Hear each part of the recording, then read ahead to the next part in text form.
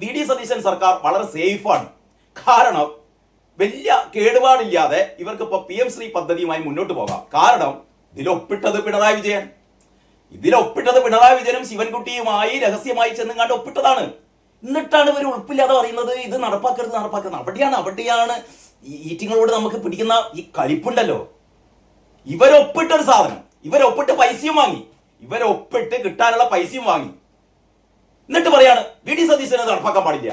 എടോ, അതിന് പറ്റൂല.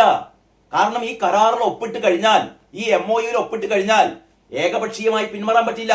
അപ്പോഴാണ് കഴിഞ്ഞ ദിവസം മറ്റേ ആൾ പറഞ്ഞത്, ആര്, VK സനോജിന്റെ ഫേസ്ബുക്ക് പോസ്റ്റ്, സ്വരാജ്, അപ്പൊ എല്ലാ ആൾക്കാരും പറയുന്നു, അതായത് നിർത്തി എന്ന് പറഞ്ഞിട്ട് ഒരു കത്ത് അയച്ചിട്ടുണ്ട്. ഇത് നിർത്തി.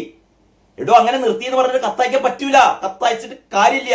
ഇനി ഇവരയച്ചു എന്ന് പറഞ്ഞ കത്ത് നിർത്തി എന്ന് പറഞ്ഞിട്ടുള്ള കത്തല്ല. അത് ഞാൻ ഇന്നലെ വളരെ വിശദമായി പറഞ്ഞതാണ്. ഞങ്ങൾ ഈ പദ്ധതിയിൽ നിന്ന് ഞങ്ങളിതാ പിന്മാറുന്നു എന്നല്ല പറഞ്ഞത്. ഇവർ പറഞ്ഞത് ഞങ്ങൾ ഈ പദ്ധതി നടപ്പാക്കാൻ തുടങ്ങിയപ്പോൾ ചില ആൾക്കാർക്കൊക്കെ വലിയ പ്രശ്നം, അതുകൊണ്ട് ഞങ്ങൾ ഒരു കമ്മിറ്റിയിലൊക്കെ ഉണ്ടാക്കിയിട്ടുണ്ട് ഇത് പഠിക്കാൻ വേണ്ടിയിട്ട്. ആ കമ്മിറ്റിയുടെ റിപ്പോർട്ട് പറ്റാം, അത് വരുതൊന്ന് ഇതൊന്ന് പെൻഡിങ്ങിൽ വെക്കണം കേട്ടോ, അത്രേ പറഞ്ഞിട്ടുള്ളൂ.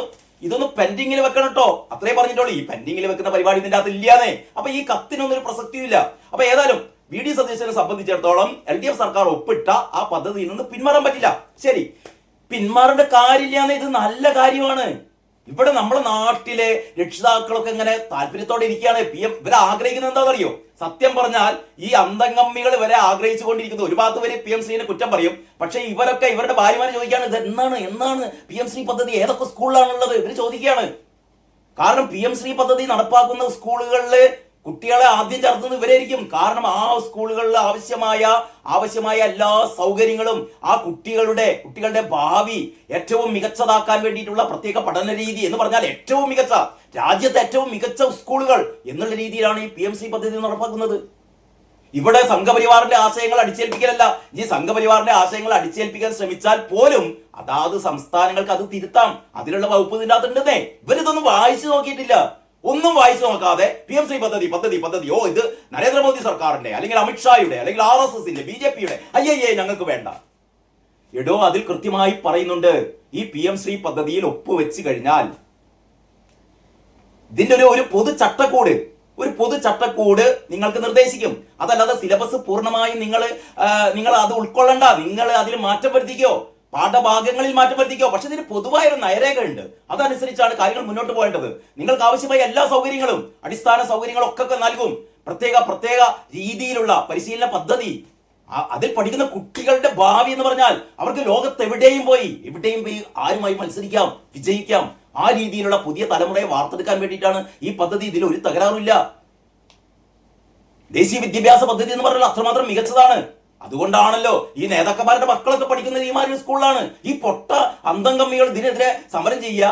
ഇവരുടെ മക്കളൊക്കെ ഈ പറയുന്ന ഒരു സൗകര്യം ഇല്ലാത്ത സ്കൂളിൽ പഠിച്ചാൽ മതി, ഇതിലേക്ക് പഠിക്കരുത് എന്നാണ് ഇവരുടെ വിചാരം. ഏതായാലും PM ശ്രീ പദ്ധതി ഇതിന്റെ ഇടയിൽ ഇത് തെറ്റിദ്ധാരണ പടർത്തിയിട്ട് LDFകാര് ആവുന്നത്ര PM ശ്രീ പദ്ധതി എന്ന് പറഞ്ഞാൽ എന്തോ കുഴപ്പം പിടിച്ച പദ്ധതിയാണ് എന്നുള്ള ഒരു ധാരണ സൃഷ്ടിച്ചതിന്റെ അടിസ്ഥാനത്തിൽ മുസ്ലിം ലീഗ് പോലുള്ള ചില വിഭാഗം അവർക്ക് മനസ്സിലായിട്ടില്ല. അവരിപ്പോഴും ഈ ധാരണയിലാണ്. സംഘപരിവാറിന്റെ മറ്റേ അവരുടെ ആശയം എന്ന് പറഞ്ഞിട്ട് ഇത് കുഞ്ഞാലിക്കുട്ടിക്ക് മനസ്സിലായിട്ടുണ്ട്, വിദ്യാഭ്യാസ മന്ത്രി ഷംസുദ്ദീനൊക്കെ മനസ്സിലായിട്ടുണ്ട്. പക്ഷെ ഇവരുടെ അണികൾക്ക് ഇപ്പോഴും ചില സംശയങ്ങളുണ്ട്, ഇത് സംഘപരിവാർ അജണ്ടയാണോ എന്ന്. അപ്പൊ മുസ്ലിം ലീഗുകാർ ചെയ്യേണ്ടത് ഈ അണികളോടൊക്കെ പറഞ്ഞ് മനസ്സിലാക്കി കൊടുക്കുക, ഇതില് ഒരു സംഘപരിവാർ അജണ്ടയും ഇല്ല. അവരുടെ മക്കളോടൊക്കെ പോയി ചേരാൻ പറയാ, നന്നാവട്ടെ. അറിയാലോ, കേരളത്തിലെ ഏറ്റവും കൂടുതൽ വിദ്യാഭ്യാസ രംഗത്ത് മുന്നേറുന്നത് മുസ്ലിം വിഭാഗമാണ്. അവര് കുറെ കൂടി മുന്നേറട്ടെന്നേ. PM ശ്രീ പദ്ധതി ഉള്ള സ്കൂളുകളിലൊക്കെ അവർ പഠിക്കട്ടെ. ഒരു സംഘപരിവാറിന്റെ ആശയവും അല്ല അവിടെ ഉള്ളത്. അവിടെ നിങ്ങളുടെ ഷംസുദ്ദീൻ തീരുമാനിക്കും. ഷംസുദ്ദീനാണ് തീരുമാനിക്കേണ്ടത് ഇതിൽ എന്തൊക്കെ പഠിപ്പിക്കേണ്ടെന്ന്. ഷംസുദ്ദീൻ തീരുമാനിച്ചോട്ടെ. ഇതല്ലേ ഇതിന്റെ ഒരു അന്തസത്ത എന്ന് പറയുന്നത്. അപ്പൊ ഏതായാലും അത് സംബന്ധിച്ചുള്ള വാർത്തയാണ്. PM ശ്രീയിൽ സർക്കാർ മുന്നോട്ട്. കഴിഞ്ഞ LDF സർക്കാർ ഒപ്പിട്ട് വൻ വിവാദമായ സ്കൂൾ വിദ്യാഭ്യാസ പദ്ധതി PM ശ്രീയുമായി മുന്നോട്ട് പോകാൻ UDF സർക്കാർ. പാഠ്യപദ്ധതി, അതായത് കരിക്കുലം, സ്കൂൾ തിരഞ്ഞെടുപ്പ് എന്നിവ സംസ്ഥാന സർക്കാർ തീരുമാനിക്കുമെന്ന നിബന്ധനയോടെയാണ് പദ്ധതിയുടെ ഭാഗമാകുക. ഇത് രണ്ടും സംസ്ഥാനങ്ങൾക്ക് തീരുമാനിക്കാം. അതിനുള്ള ക്ലോസ് അതിൻ്റെ അകത്തുണ്ട്. ഇക്കാര്യത്തിൽ സംസ്ഥാനത്തിന്റെ നിലപാട് രൂപപ്പെടുത്താൻ മന്ത്രിസഭ ഉപസമിതിയെ നിയോഗിച്ചു. പൊതുവിദ്യാഭ്യാസ മന്ത്രി എൻ ഷംസുദ്ദീൻ കൺവീനറായ സമിതിയിൽ മന്ത്രിമാരായ Roji M John, P C Vishnunath, M Liju എന്നിവരാണ് അംഗങ്ങൾ. ഉപസമിതി റിപ്പോർട്ടിന്റെ അടിസ്ഥാനത്തിലാകും തുടർ നടപടി. എന്ന് പറഞ്ഞാൽ ഉപസമിതിക്ക് വേറെ ഓപ്ഷനൊന്നുമില്ല. ഉപസമിതി വളരെ കൃത്യമായി പറയും ഇത് നടപ്പാക്കുന്നതുകൊണ്ട് സംസ്ഥാനത്തിന് ഒരു ദോഷമില്ല, വിദ്യാർത്ഥികൾക്ക് ഒരു ദോഷമില്ല, ഒരു സംഘപരിവാർ അജണ്ടയില്ല, നമുക്ക് ഇതെന്ത് ചെയ്യാം, ഈ സിലബസ് ഒക്കെ നമുക്ക് വേണ്ട മാറ്റങ്ങളൊക്കെ വരുത്താം, സ്കൂളുകൾ നമുക്ക് തന്നെ തീരുമാനിക്കാം ഏത് സ്കൂളിലാണ്, അതുകൊണ്ട് നമുക്ക് നടപ്പാക്കാം. നമ്മളല്ല അതേ അവസരത്തിൽ തന്നെ ഇവർക്ക് പറയും ചെയ്യാം, ഞങ്ങളല്ലോ ഇത് നടപ്പാക്കാൻ വേണ്ടിയിട്ട് തീരുമാനിച്ചത് ആരാണ്? LDF ആണ് തീരുമാനിച്ചത്. ശിവൻകുട്ടിയും കാരണഭൂതമൊക്കെ തന്നെയാണ് തീരുമാനിച്ചത്, ഞങ്ങളല്ല. അവര് ഒപ്പിട്ടത് കൊണ്ട്, അവര് പൈസയും വാങ്ങിയതുകൊണ്ട്, പൈസ കിട്ടിയതേ തോന്നുന്നു. ഇവര് പറയുന്നുണ്ട് പൈസ കിട്ടിയത്. ഇപ്പൊ പറയുന്നത് ശിവൻകുട്ടി എന്താണെന്ന് വെച്ചാൽ ഈ പൈസ SSKന്റെ പൈസയാണെന്നാണ്.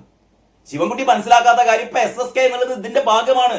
നാഷണൽ എഡ്യൂക്കേഷൻ പോളിസിയുടെ NEP-യുടെ ഭാഗമാണ് ഈ SSK ഒക്കെ. ഇതിൽ ലയിപ്പിച്ചു കഴിഞ്ഞു. അപ്പൊ ഇവർക്ക് കിട്ടിയ പൈസ ഇതിന്റെ ഭാഗം തന്നെയാണ്. നിങ്ങൾ ഒപ്പിട്ടുകൊണ്ടാണ് കിട്ടിയത്, ഒപ്പിട്ടില്ലെങ്കിൽ കിട്ടൂല. ഒപ്പിട്ടത് കൊണ്ടാണ് പൈസ കിട്ടിയത്. അപ്പൊ ഏതായാലും പൈസയൊക്കെ നിങ്ങൾ വാങ്ങി, പൈസ വാങ്ങി നിങ്ങൾ പുട്ടടിക്കുകയും ചെയ്തു. പൈസ വാങ്ങി നിങ്ങൾ പുട്ടടിച്ചു. ഏതായാലും സതീശൻ ബാക്കിയുള്ള പൈസയൊക്കെ വാങ്ങും. സതീശൻ എന്തായാലും പുട്ടടിക്കില്ല. സതീശൻ നിങ്ങൾ ചെയ്ത മാതിരി പുട്ടടിക്കുന്ന പരിപാടി സതീശൻ ഇല്ല. അത് ഈ നാട്ടിൽ എല്ലാവർക്കും അറിയാം. അതുകൊണ്ടാണ് നിങ്ങളെ ചവിട്ടി പുറത്താക്കിയിട്ട് സതീശനെ എന്ത് ചെയ്തത്, സതീശനെ അധികാരത്തിൽ എത്തിച്ചത് കേട്ടോ.